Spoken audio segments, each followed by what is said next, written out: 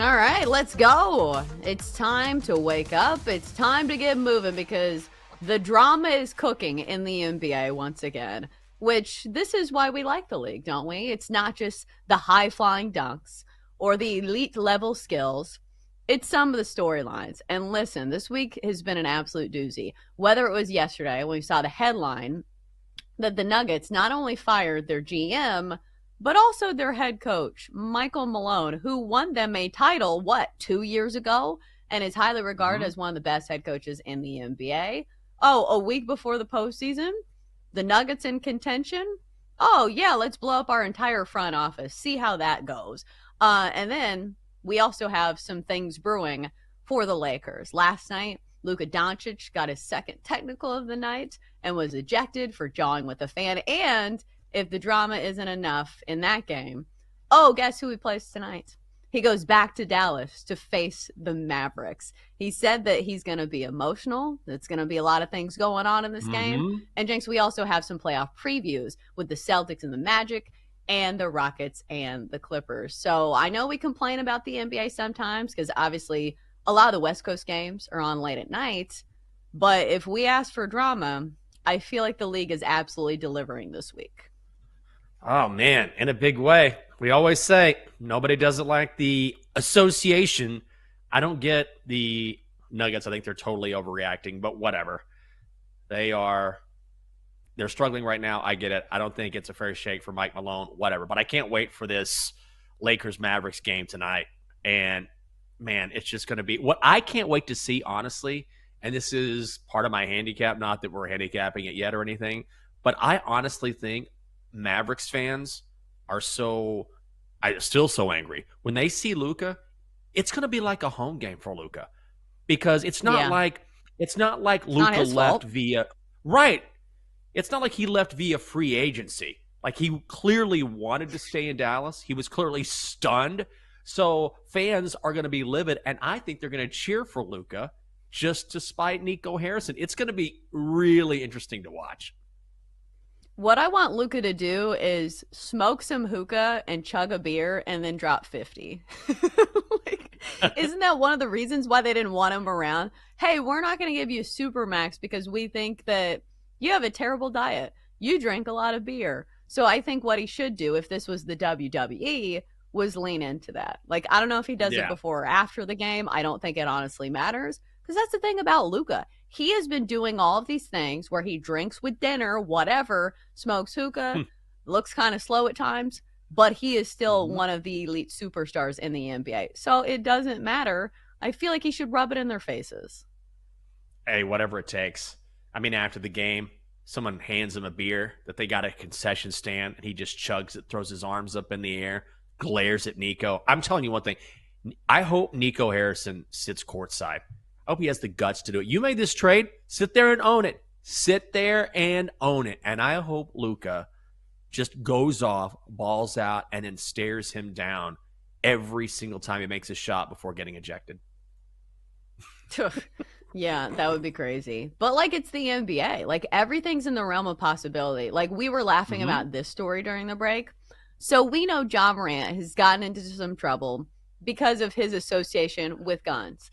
Whether it's possessing a gun or after the league told him squarely, hey, can you not do gun celebrations after you make a shot? Then he continued to do them. So this is what he does last night. And this feels very childish to me. So he's like, hey, I didn't do a gun celebration, but what I'm going to do now is I'm going to do a grenade celebration.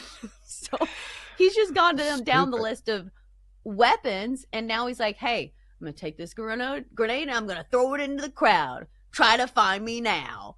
This feels like a kid when you're like, hey, can you not, play with the Play-Doh over there? And they're like, well, I'm going to play with the Play-Doh here.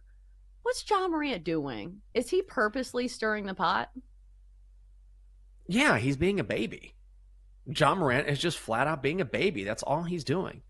I really don't care about these celebrations. They don't affect me. I don't think in the grand scheme of things, it's that big a deal.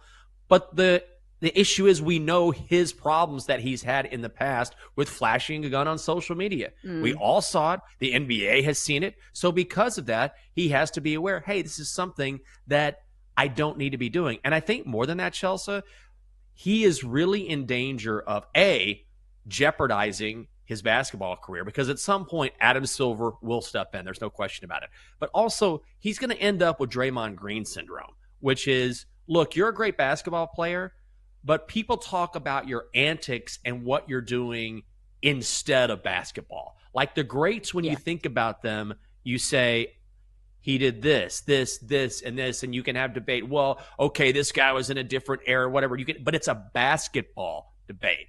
The thing about Draymond Green and what is becoming increasing when it comes to Ja Morant, or increasingly so, is that when you talk about him, you don't just talk about his game, you talk about all the other nonsense that comes with it. So maybe he doesn't realize it, but he's being a baby, he's being a child, and he's honestly messing with his own legacy here.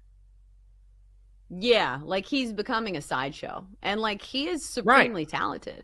So he doesn't need all of this. Like he's actually playing incredible basketball right now. So like I wish he would let some of this other stuff just go. And like he doesn't need it. He is not somebody who is one of these role player celebrations that have nothing to do with weapons or destruction. So maybe just go that route. All right, so let's get to some of these games in the NBA. We talked a little bit about this. The Lakers in Dallas tonight.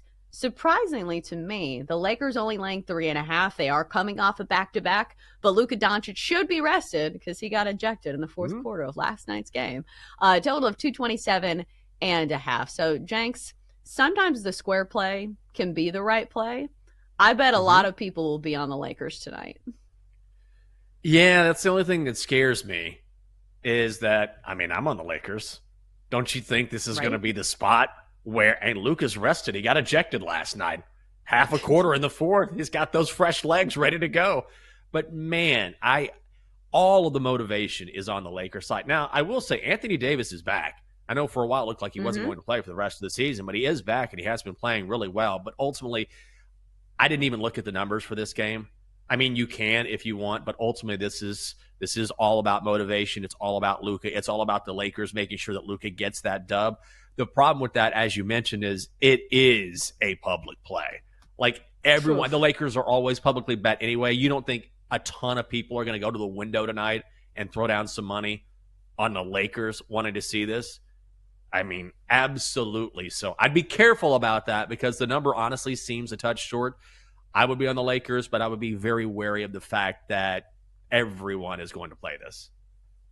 Yeah, it's definitely going to be a big public play. And it is a little shocking to me that it's only 3.5 because if you look at both these teams, like the Lakers, these are really important games. And I don't mean just in a sense that, hey, Luka's going back to Dallas. The Lakers need to win 2 of their next 3 games to cement the number 3 seed. So even if this was against like the worst team in the league, they still need wins. So there are many layers to this that makes it really interesting. I was looking at the points prop for Luka. Boy, are you not getting value there. 30 plus is minus 140 for Luka Doncic to score 30 plus points. Woof. Oh boy. Is anybody going to be shocked if he drops 40? No. It's just those are wild numbers. I was thinking, hey, maybe LeBron has a big game with dimes here. Say, maybe he's somebody who gives out a bunch of assists, but like those numbers are pretty high as well. Minus 185 for him to get 7 plus. But what about Anthony Davis? Like this is very much a revenge game for him as well. Do we see him having a big game? Like that's the other side of the coin that, this could be a big game for Anthony Davis. His last 2 games, 34 and 27 points. Sometimes I lean towards the rebounds though, just because a lot of that is effort. But again, you're not getting a steal on any of these because if you look at the rebounds for Anthony Davis, 10 plus is minus 155. Maybe that's a way to go. I don't know. I mean, I will say this, if you're looking at it from a matchup perspective, what's the one thing the Lakers don't have because they traded away Anthony Davis? They don't have a big man on the inside to stop him. They lack that size. That's the one thing that's really going to impede them down the stretch. So, people are going to bet on that prop, so it's probably inflated a little bit. But B, at the same time, Anthony Davis will be motivated, and also who do the Lakers have to check him if you're talking about someone in the middle to keep him from getting those boards? Not a whole lot of guys. It'll have to be a group effort. He will be the best center or the best big man on the floor. Clearly, it won't even be close. So as high as that number is, I think he probably gets it. Yeah, I think the points prop is not a bad way to look for Anthony Davis as well, because I think he's going to have a big game. But I think his points prop is around 26. It's a little lower Mm-hmm. than Luka's, but if anybody's going to steal the spotlight, it's going to be Anthony Davis. It feels like on the Mavericks side of things. All right, so other meaningful games tonight, we've got a couple of playoff previews. Celtics at Magic. The Celtics coming off an overtime thriller against the Knicks. So it's the Magic that are favored here. Does this mean a lot of people are sitting? Like, that's what it means to me. So, like, I'm Has not to going be. to play this game because I don't like playing that game of roulette. It's like, who's playing? We don't know. It's 7 a.m. So I don't think I'm touching this game. We also have the Rockets at Clippers. That should be a good one. Clippers favored by 6.5 points. And then the other one that maybe Mhm. has a betting angle that's meaningful, the Suns were eliminated from playoff contention last night. And so today, the Thunder also coming off a back-to-back 11.5 point favorites against a Suns team that has nothing to play for. Do you play this on the Thunder? Ooh, yeah, probably. I think honestly, I think I would play. I kind of like that Clippers bet. You want a horoscope bet? I got one for you, real quick. Ooh. Yeah, quick horoscope bet. Ooh. James Harden is a Virgo, Chelsea. This is his horoscope today. It's a day for reflection, reassessment, and a focus on aligning personal ambitions with business goals for smooth professional progress, like a win. Clippers are 27-13 against the number in Los Angeles. That is the best mark in the NBA. And thank God James Harden is not in Houston, or he'd be at Club Onyx or something. So I'd lay it with Clippers. I was about to say Aries was also the name of the girl that he got the lap dance from last Oh, night. nice. The jokes are just too easy with James Harden. All right.